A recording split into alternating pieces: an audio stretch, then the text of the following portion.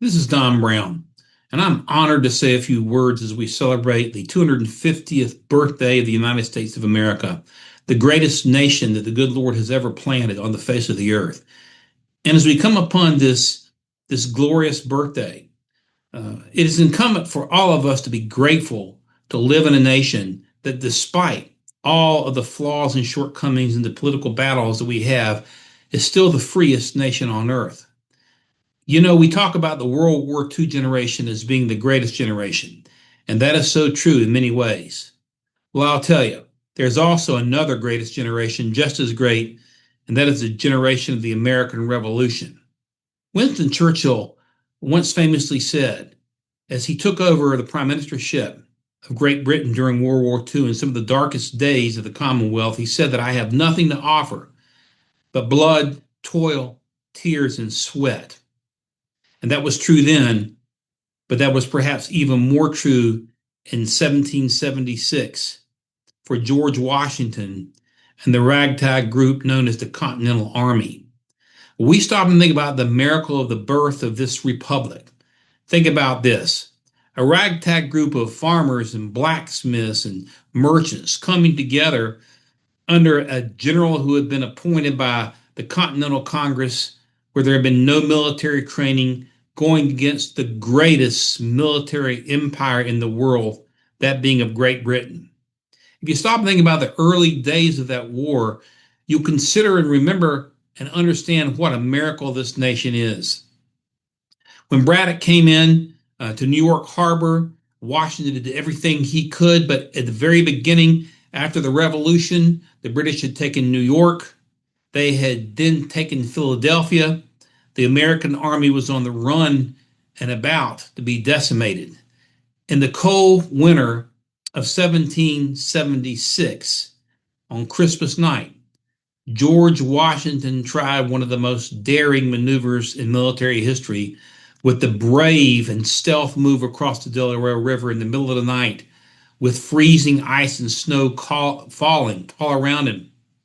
They attacked Hessian soldiers. These were German mercenaries, some of the most vicious fighters in the world, hired by the British to finish us off. And that victory, in and of itself, was a turning point that may have saved our republic. Washington was just a few weeks away, in fact, by the end of the year, of basically the enlistment contracts expiring for members of his army.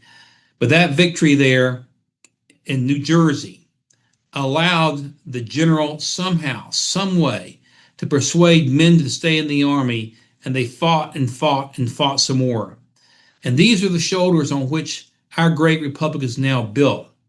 You know, they said that John Adams was educated at Harvard. Our third president, Thomas Jefferson, educated at William and Mary.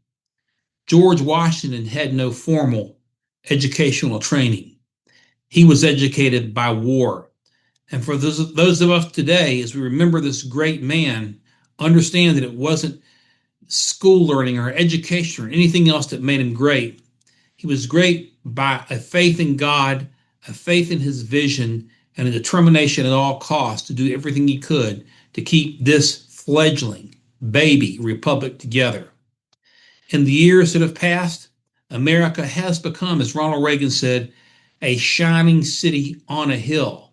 And now the question is, what are we going to do with this freedom, with this constitutional republic that has been built on blood, toil, tears, and sweat from generation to generation, to 400,000 men lost, men and women lost in World War II, to over 50,000 lost in Vietnam, and on and on and on.